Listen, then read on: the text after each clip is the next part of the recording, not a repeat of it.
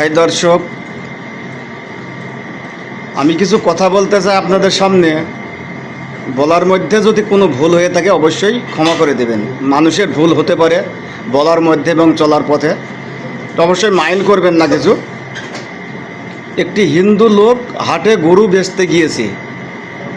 সেখানকার কিছু মুসলিম ছেলে বলছে যে তোমাদের মা কেন বেচতে এসেছো, তোমরা নিয়ে যাও, আমরা কিনবো না। তোমরা কিনে টাকা নিয়ে চলে যাবে, তোমরা বিক্রি করে পরে আমাদের অসুবিধা হবে, এই কারণে গরু কিনছে না। ক্ষতিটা কিন্তু কার আপনারা বলুন তো?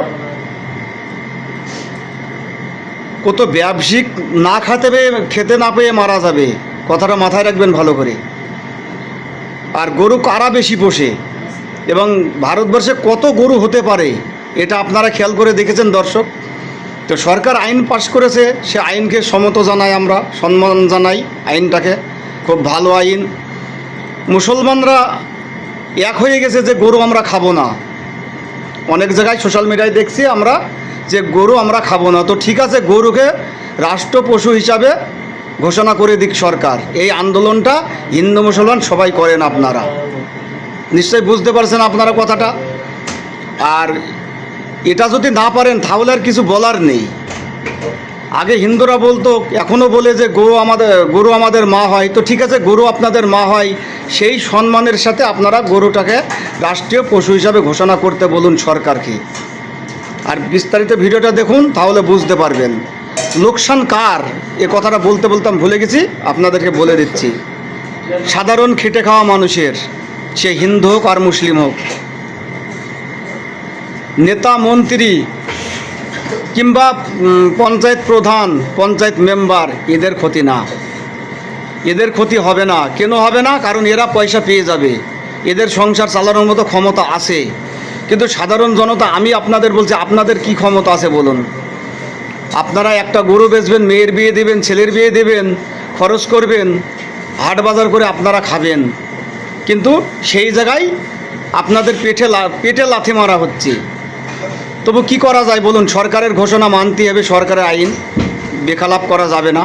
জয় হিন্দ, বন্দে মাতারম। তো দেখুন বিস্তারিত ভিডিও।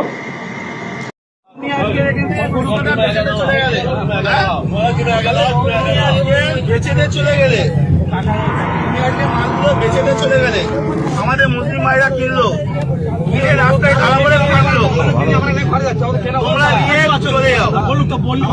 তোমরা কেন? তোমাদের তো মাথা, তোমরা কেন বিক্রি করতে? তোমাদের মাল কি আমরা কিনে ফাঁসবো? তোমরা চলে যাও। ভালো কথাই বলছি, আজ এখন বন্ধ নাই, তোমরা চলে যাও।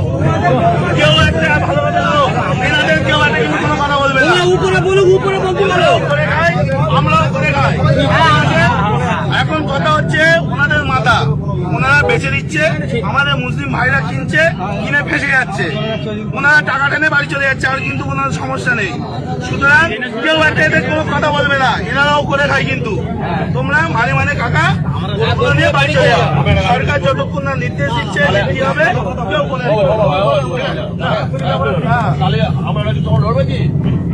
আমাদের সাথে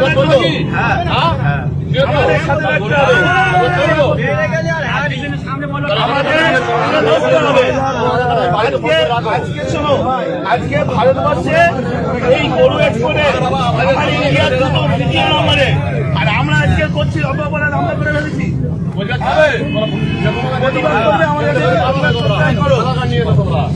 আমাদের সাথে প্রতিবাদ করলে থাকো, না হলে দেখো না। জানি না আজকে এই গরু মাংস বাইরের দেশে এক্সপোর্ট হচ্ছে, আমাদের ইন্ডিয়া দ্বিতীয় নম্বরে। আজকে আমরা অপরাধ করে ফেলেছি, এর জবাব কেউ দিতে পারবে? গরুটাকে সুতরাং টাকা নাম বলো,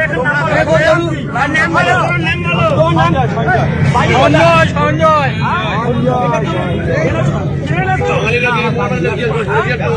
14 বছর বয়স হয়েছে, এটা 14 বছর বয়স হয়েছে। তুমি এই কাজটা